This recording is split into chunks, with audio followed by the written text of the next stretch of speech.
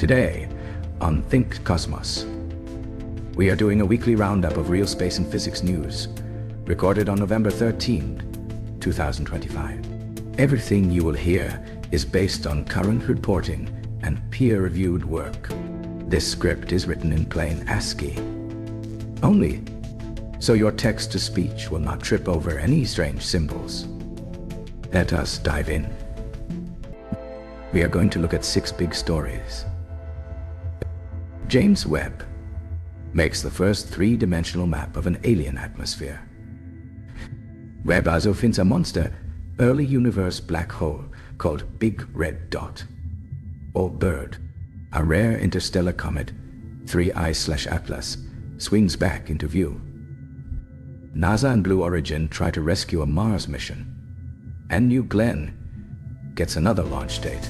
Gravitational wave detectors see signs of second generation, black holes, and record-breaking collisions.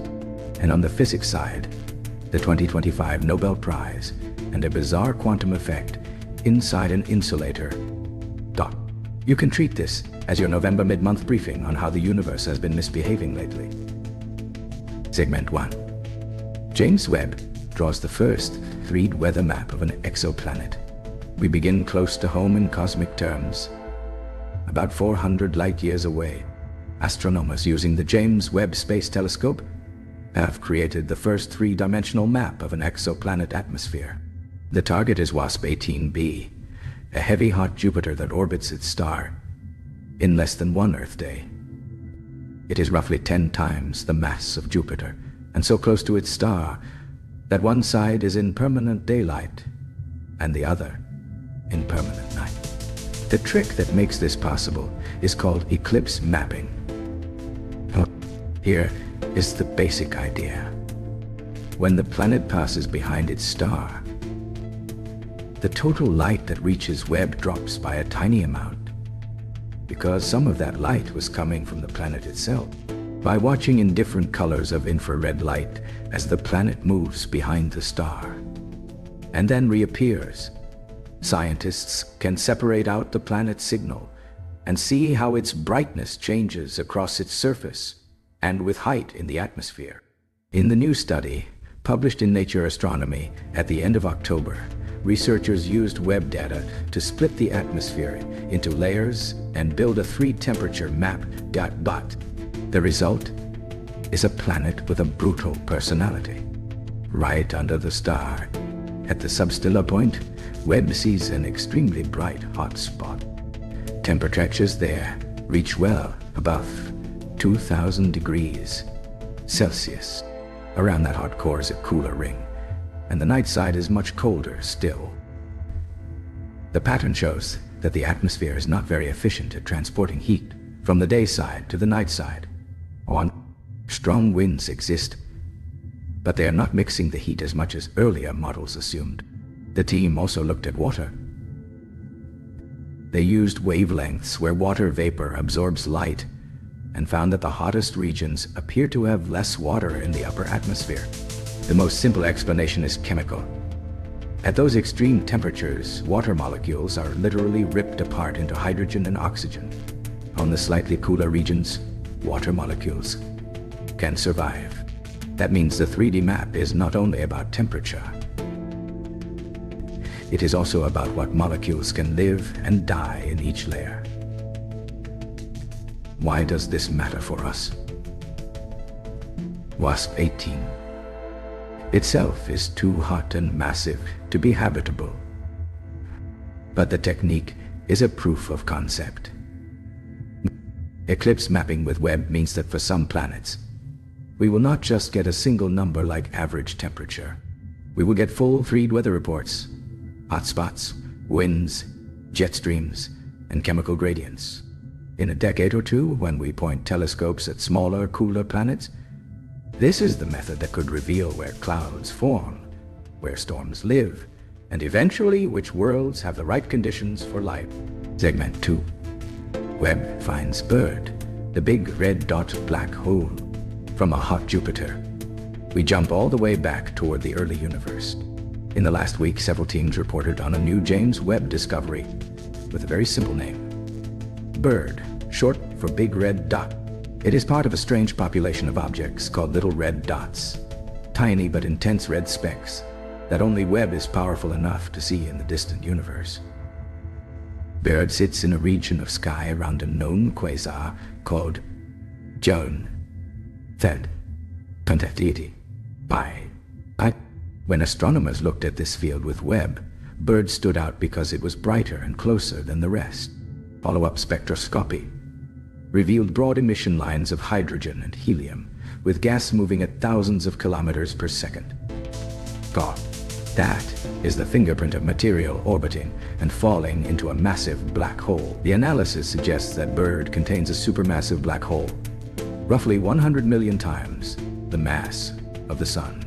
It is seen during an era called cosmic noon, about 4 billion years after the Big Bang, when galaxies and black holes were growing rapidly.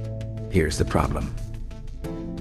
According to many models, it should be very hard to grow a black hole that massive so early and in such a compact object. You need a seed black hole, you need a steady supply of gas, and you need time. BIRD seems to have grown up faster than our standard pictures allow. BIRD also helps explain the broader mystery of the little red dots. Earlier this year, astronomers showed that many of these dots are probably young galaxies where central black holes are growing furiously, hidden inside dense cocoons of gas and dust. The dust blocks high-energy radiation like X-rays, but infrared light leaks out, making them appear as deep red smudges in Webb images. BIRD is one of the best studied examples. It acts as a Rosetta Stone that links the strange colors of the little red dots to real physical objects. Overfed black holes that are still in their growth spurt phase. For ThinkCosmos, the big picture is this. The early universe was not a quiet nursery where black holes slowly gained weight over billions of years. It looks more like a chaotic daycare full of toddlers chugging energy drinks. Massive black holes can apparently bulk up very fast, and BIRD is one of the clearest pieces of evidence so far. Segment 3. Interstellar Comet. 3E Atlas returns to the dawn sky. Back in our own solar system, we have a visitor from far away. On November 11th, observers reported the reappearance of interstellar comet 3E/Atlas in the pre-dawn sky. This object passed closest to the Sun on October 30th at about 1.36 astronomical units, which is a bit farther out than Earth's orbit. As it moves away, its path carries it across the eastern sky just before sunrise, offering a brief observing window to those with dark horizons and clear weather. 3I Atlas is only the third confirmed interstellar object, after Oumuamua and comet 2E Borisov. Its orbit is not bound to the Sun. It came from outside our solar system and will leave again, never to return. Even with limited observing time, each interstellar comet is a science jackpot. By measuring its spectrum, astronomers can compare its ices and dust to comets that formed around our own Sun. Differences in composition can tell us how common our local recipe is, and whether other planetary systems build their comets in similar ways. In the case of 3I Atlas, early analyses show a classic comet-like behavior, with gas and dust streaming off as it warms. But subtle differences in its chemistry may point to the conditions in its birth cloud. There's also a philosophical side. Interstellar comets are pieces of other solar systems that have been kicked out by gravitational encounters and then wander the galaxy for millions or billions of years. When one sweeps through our backyard, we have a chance for a few weeks to literally catch material made around another star. It does not qualify as a cosmic postcard. Nothing does. Segment 4. Blue Origin, ESCAPADE, and the rescued Mars mission. Next we go to rockets and Mars. NASA has a small but ambitious mission called ESCAPADE, short for Escape and Plasma Acceleration and dynamics explorers. It consists of two identical satellites that will orbit Mars and study how the solar wind strips away the planet's atmosphere by watching the behavior of charged particles in the Martian magnetosphere. Originally, ESCAPADE was supposed to launch on a different rocket a couple of years ago. Then the plan changed, and the mission was reassigned to fly on Blue Origin's heavy lift vehicle New Glenn, which is still in test flight mode. That delay nearly killed the mission, because Mars launch opportunities only come every 26 months, when the planets line up correctly. Orbital dynamics specialists went to work and found a new flight path that could get the twin probes to Mars even with the later launch date and a different rocket performance. Ars Technica recently described this as orbital dynamics wizardry. And that phrase is fair. It is the kind of deep trajectory math that hides behind every successful interplanetary mission. This week, Blue Origin rolled the second New Glenn rocket to the pad at Cape Canaveral. The launch, carrying ESCAPADE, was first scheduled for November 9th, then postponed because of poor weather and other constraints. The current target is November 12th, with teams watching the forecast and vehicle checks closely. Why does this matter? First, if successful, this will be one of New Glenn's first major science payloads, and a key test of whether Blue Origin can join the regular Deep Space Launch Club alongside SpaceX, UA, and others. Second, ESCAPADE itself fills a gap in our understanding of Mars. We know the planet once had a thicker atmosphere and liquid water on the surface. We also know that the solar wind and the loss of magnetic shielding played a role in stripping that atmosphere away, with two small spacecraft in slightly different orbits. ESCAPADE can watch how the Martian plasma environment behaves over time and help us build more accurate models of atmospheric escape.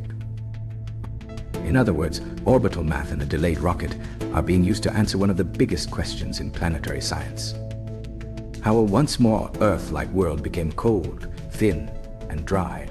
Segment 5. Gravitational waves in second generation black holes. From Mars, we move out to some of the most violent events in the universe. The LIGO, Virgo, and Kagra collaboration has released new analyses of gravitational wave events detected in late 2024, with results published in the Astrophysical Journal letters in the last couple of weeks. Two events, labeled Gidete 241,011 and Gordita 241,000, show black holes with unusual spins and masses that strongly suggest they are second-generation mergers. Here's what that phrase means.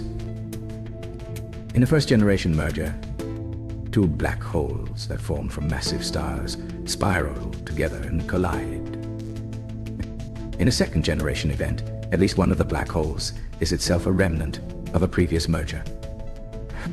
That means we are seeing black holes that are already the children of earlier collisions. The spins seen in Gadi 240,011 and Godi 24110 do not line up neatly with the direction of the binary orbit, which is a hint that the black holes did not form together as a quiet binary star. Instead, they likely met in the chaotic environment of a dense star cluster, where previous mergers and gravitational encounters can kick black holes around and then bring them back together in new pairings. At the same time, another international team has published what they describe as a treasure trove of new gravitational wave detections, including the strongest signal and one of the largest black hole collisions yet. That work, led in part by researchers at the University of Copenhagen, uses an expanded catalog of events to test our theories of gravity and black hole behavior. Some of these collisions produce final black holes well over 200 times the mass of the Sun, in the so-called intermediate mass range that was once thought to be rare. Each detection helps us check whether the ringing pattern of the newly formed black hole agrees with the predictions of general relativity and with Hawking-style area theorems. The big picture: gravitational wave astronomy is shifting from the discovery phase into the population statistics phase. We are no longer just excited that we can hear black holes merge. We are now using hundreds of events to ask detailed questions. How many come from quiet stellar binaries? How many come from violent, dense clusters? How fast do black holes grow when they merge over and over again? Think back to Bird from earlier in the episode. That was an overgrown black hole in the early universe. These new gravitational wave results show us the mechanism that could build giants like that. Repeated mergers in crowded stellar cities. Segment 6. Quantum physics gets weirder. The Nobel Prize and a new puzzling material. Finally, we leave space and drop down to the quantum scale. First, the 2025 Nobel Prize in Physics. This year, the prize went to John Clark, Michel Deverett, and John Martinez for showing that entire electrical circuits can behave as giant quantum particles. In the 1980s and 1990s, they built superconducting devices where current can flow with no resistance around a loop.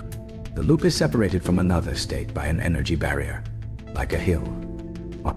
Classically, the current would be stuck, but in quantum mechanics, there is a small chance that the whole system tunnels through the barrier.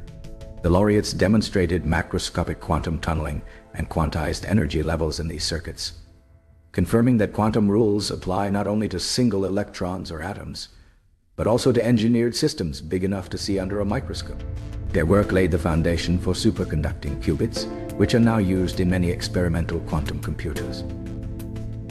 The same physics shows up in devices like ultra-sensitive magnetometers, and in the Josephson junctions that sit at the heart of some medical imaging technologies. You can think of this Nobel as the committee finally saying, yes, the quantum computer hardware people were right. This is deep physics, not just engineering. Second, a new experiment has found quantum behavior in a place where textbooks say it should not be. Researchers working with the National High Magnetic Field Laboratory in the United States reported quantum oscillations in an insulating material. Something that until now was thought to be a signature of metals only. In metals, electrons can move freely, and when you apply a strong magnetic field, their allowed energy levels break into discrete Landau levels. As you change the field strength, properties like resistance oscillate in a predictable way, and those oscillations tell you about the shape of the Fermi surface that the electrons live on. In insulator, electrons are usually locked in place, so you should not see that effect. But in this new study, the team saw clear quantum oscillations coming from the bulk of an insulating crystal. They argue that this may hint at a new duality in materials where something that looks like an insulator in one sense behaves like a metal in another, at least for some of its excitations. If confirmed by other groups, this would force theorists to rethink some basic assumptions about how electrons organize themselves in complex solids, and it could open a path to new kinds of quantum material. Both the Nobel work and the new oscillation result reinforce the same theme. Quantum mechanics is not just a strange set of rules for tiny particles. It can govern entire circuits, entire crystals, and technologies that touch everyday life, from computing to medical imaging to sensors that watch the planet. Closing. So to recap this ThinkCosmos Roundup, for November 13, 2025, James Webb has turned an alien world into a 3D weather map and found a ravenous big red dot black hole in the early universe. Interstellar comet. 3I. Atlas has swept through our skies, carrying the chemistry of another star system. ESCAPADE and New Glenn are trying to salvage a Mars science mission with careful orbital planning. Daily well quarry. Every day that tower is ESCAPADE and New Glenn. Gravitational wave detectors are catching black holes on their second and third lives. And down in the lab, quantum physics continues to blur the line between metal and insulator, while rewarding the pioneers who helped make quantum circuits real. The universe did not slow down this month. It simply added more questions. This has been ThinkCosmos. If you enjoy these long-form roundups, consider using this as your weekly space briefing. We will see you in the next episode. Ben will see you in the next episode.